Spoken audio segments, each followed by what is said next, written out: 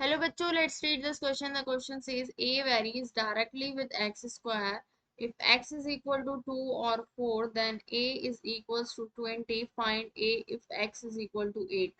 तो हमें A की वैल्यू फाइंड आउट करनी है जब x 8 के बराबर है। यहाँ में की कॉन्सेप्ट लिख लेते हैं। की कॉन्सेप्ट क्या है मेरा इस क्वेश्चन का कि अगर हमारे पास कोई क्वांटिटी है A जो कि डायरेक्टली प्रोपोर्शनल है B क्वांटिटी के, देन प्रोपोर्शनल का साइन हटाकर हम क्या करते हैं, एक कांस्टेंट ऐड कर देते हैं। ये हो जाता है प्रोपोर्शनल का साइन हटाकर इक्वल टू का साइन लगाकर एक कांस्टेंट ऐड कर देते हैं। के क्या होता है, एक कांस्टेंट होता है।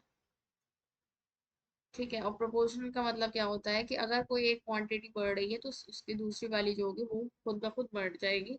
अगर एक कम हो रही है तो दूसरी भी खुद ही कम हो जाएगी। ठीक है। तो यहाँ पर हमारे पास क्या है कि ए डायरेक्टली वेरीज कर रही है एक्स स्क्वायर के साथ, तो ए डायरेक्टली प्रोपोर्शनल है एक्स स्क्वायर के साथ। सो हमारे पास क्या बन जाएगा, ये मैं ऐड कर देती हूँ, ए इज इक्वल टू के एक्स स्क्वायर। के हमारे पास क्या है, एक कांस्टेंट है। ठीक है। अब यहाँ पर दो केसेस हैं, जब x2 है और जब x4 है। तो हम केस नंबर 1 लेते हैं। केस नंबर 1 में क्या है, x इज इक्वल टू 2 पर a की वैल्यू किसके बराबर है, 20 के बराबर है। तो यहाँ मैं रखूँ तो क्या है मेरे पास, a इज इक्वल टू के एक्स स्क्वायर। ए है 20 is equal to K into 4।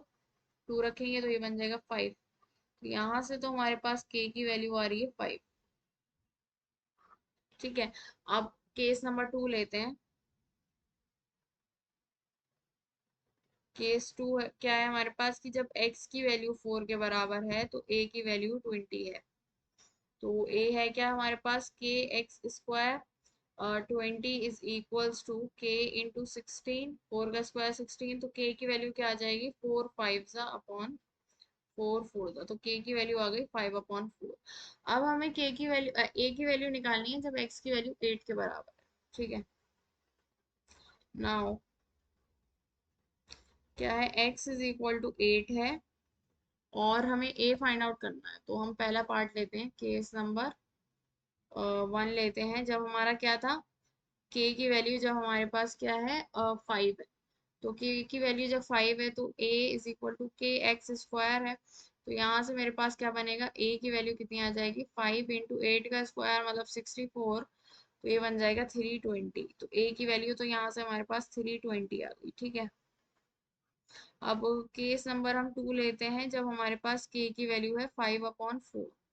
तो यहाँ से क्या आएगा, a is equal to 5 upon 4 into 8 का स्क्वायर 64।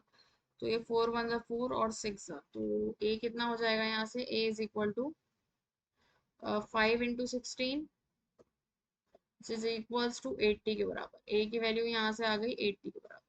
तो a के हमारे पास दो आंसर आ रहे हैं, 80 और 320। लेकिन यहाँ ऑप्शन में हमारे पास सिर्फ 320 ही गिवन है। So the final answer is 320। Option D is correct. Hope you understood it well. Best of luck. Thank you.